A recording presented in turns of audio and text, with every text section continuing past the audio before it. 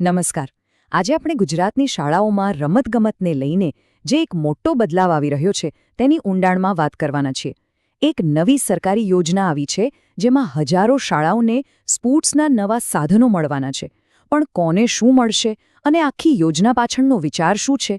ચાલો આ સરકારી પહેલને એકદમ સરળ ભાષામાં સમજીએ. અને હા, આપણે જે પણ વાત કરવાના છીએ એ કોઈ અફવા કે અનુમાન નથી. આપણી બધી માહિતીનો આધાર છે આ સત્તાવાર સરકારી પરિપત્ર. આ સમગ્ર શિક્ષા કાર્યક્રમનો દસ્તાવેજ છે અને એમાંથી જ આપણને આખી યોજનાની સાચી વિગતો મળે છે. તો આપણે આખી વાતને સ્ટેપ બાય સ્ટેપ સમજીશું. પહેલાં તો જોઈશું કે આ નવી યોજના શું છે, પછી જાણીશું કે સમગ્ર શિક્ષા કાર્યક્રમ શું છે.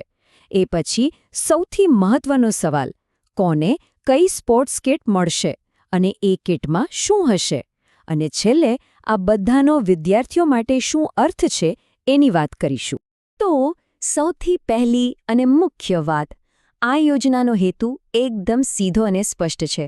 ગુજરાતની જેટલી પણ સરકારી અને ગ્રાન્ટેડ શાળાઓ છે ત્યાં રમતગમતના સાધનો પહોંચાડવા. મતલબ કે હવે શાળાઓમાં સ્પોર્ટ્સને એક નવો જ વેગ આપવાનો પ્રયત્ન થઈ રહ્યો છે. પણ સવાલ એ થાય કે આ રમતગમતના સાધનોની વાત અચાનક આવી ક્યાંથી? તો જવાબ આ દસ્તાવેજમાં જ છે. આ કોઈ અલગ યોજના નથી, પણ એક બહુ મોટા કાર્યક્રમનો નાનો ભાગ છે. ચાલો એને પણ સમજી લઈએ. જુઓ, આ જે સ્પોર્ટ્સ કિટ વહેંચાઈ રહી છે એ સમગ્ર શિક્ષા નામની એક મોટી રાષ્ટ્રીય યોજનાનો હિસ્સો છે. આ યોજનાનો હેતુ માત્ર ભણાવવાનો નથી, પણ બાળકોનો સર્વાંગી વિકાસ કરવાનો છે. એટલે કે પુસ્તકોની સાથે સાથે રમતગમત પણ એટલું જ જરૂરી છે.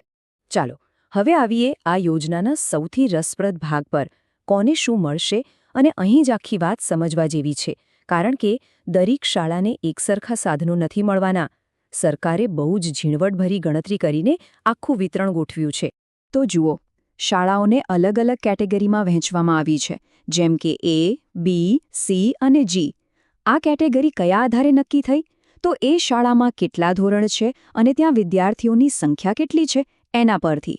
આનાથી એ પાકું થાય છે કે દરેક શાળાને તેની જરૂરિયાત પ્રમાણે સાધનો મળે. અને આ જ વાત આ યોજનાને ખાસ બનાવે છે. આ કોઈ એવી યોજના નથી કે એક જ સાઇઝ બધાને ફિટ થઈ જાય. ના, અહીં જરૂરિયાતને ધ્યાનમાં રાખવામાં આવી છે. એટલે કે જેવી શાળા, જેવા વિદ્યાર્થીઓ, એવા સાધનો. એકદમ વ્યવહારુ અભિગમ છે. સારું, તો હવે સૌથી મોટો સવાલ, આ કિટમાં હશે શું? અને અહીં જ આ યોજનાનો અસલી વ્યાપ અને સ્કેલ જોવા મળે છે. કારણ કે એક કિટ અને બીજી કિટ વચ્ચે જમીન આસમાનનો તફાવત છે. આ તફાવતને સમજવા માટે ચાલો આપણે બે શાળાઓની સીધી સરખામણી કરીએ. બંને પ્રાથમિક શાળાઓ છે, ધોરણ 1 થી 5 વાળી. એક જેને સૌથી ઓછા સાધનો મળશે અને બીજી એક ખાસ PM શ્રી શાળા. બંનેમાં સાધનોની સંખ્યાનો તફાવત જોઈને ખરેખર નવાઈ લાગશે. તો સૌથી નાની કેટેગરીની શાળા, એટલે કે જ્યાં 100 જેટલા વિદ્યાર્થીઓ હોય, એવી પ્રાથમિક શાળાને કુલ 13 અલગ અલગ પ્રકારના રમતગમતના સાધનો મળશે. હા, આ આંકડો યાદ રાખજો, 13. અને હવે જુઓ PM શ્રી શાળાનો આંકડો. આ કેન્દ્ર સરકાર દ્વારા પસંદ કરાયેલી મોડલ શાળાઓ છે અને તેમને કેટલા સાધનો મળે છે? પૂરા 155. ક્યાં 13 અને ક્યાં 155? આ તો 10 ગણાથી પણ વધારે છે. આના પરથી સ્પષ્ટ દેખાય છે કે આ મોડલ શાળાઓ પર કેટલું વિશેષ ધ્યાન આપવામાં આવી રહ્યું છે. તો પેલી 13 વસ્તુઓમાં શું હોય? એમાં 4 દોરડા કૂદ છે, એક ફૂટબોલ, બાળકો માટેનું એક નાનું ક્રિકેટ બેટ, તેની કોઈ રિંગ જેવી એકદમ બેઝિક વસ્તુઓ છે, જેથી બાળકો રમતગમતમાં વ્યસ્ત રહી શકે. હવે એની સામે PM શ્રી શાળાની કિટ જુઓ. આ તો જાણે એક પ્રોફેશનલ સ્પોર્ટ્સ રૂમ હોય એવું લાગે. 50 દોરડા કૂદ, અલગ અલગ સાઇઝના 20 cricket bat, 10 football, 5 carrom board અને એટલું જ નહીં, સ્ટોપ વોચ અને એર પંપ જેવા ટ્રેનિંગના સાધનો પણ છે. આ સ્પષ્ટપણે પ્રોપર ટ્રેનિંગ અને કોચિંગ માટે છે. આ તફાવત કેટલો મોટો છે એ તો આંકડા પોતે જ બતાવી દે છે. એક તરફ છે સામાન્ય પ્રાથમિક શાળાની 13 વસ્તુઓ અને બીજી તરફ છે PM શ્રી શાળાની 155 વસ્તુઓ. આ તસવીર આખી વાર્તા કહી જાય છે. તો આ બધા આંકડા, આ બધી યાદી, આનો સાચો મતલબ શું? આ યોજનાનું મહત્વ શું છે? આ વાત માત્ર થોડા સાધનો વહેંચવા પૂરતી સીમિત નથી.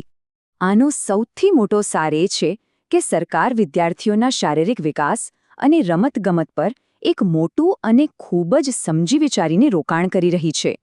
આ માત્ર સાધનો આપવાની વાત નથી, પણ ભવિષ્યના ખેલાડીઓ તૈયાર કરવાની એક લાંબા ગાળાની દૃષ્ટિ છે. અને છેલ્લે એક મોટો સવાલ જે આપણે સૌએ વિચારવાનો છે. જ્યારે આ નવા સાધનો શાળાઓના મેદાન સુધી પહોંચશે ત્યારે તે ગુજરાતમાં રમતગમતનું આખું ચિત્ર કેવી રીતે બદલશે? શું આમાંથી આપણને નવા ચેમ્પિયન મળશે? આનો જવાબ તો સમય જ આપશે, પણ શરૂઆત ચોક્કસપણે રસપ્રદ છે.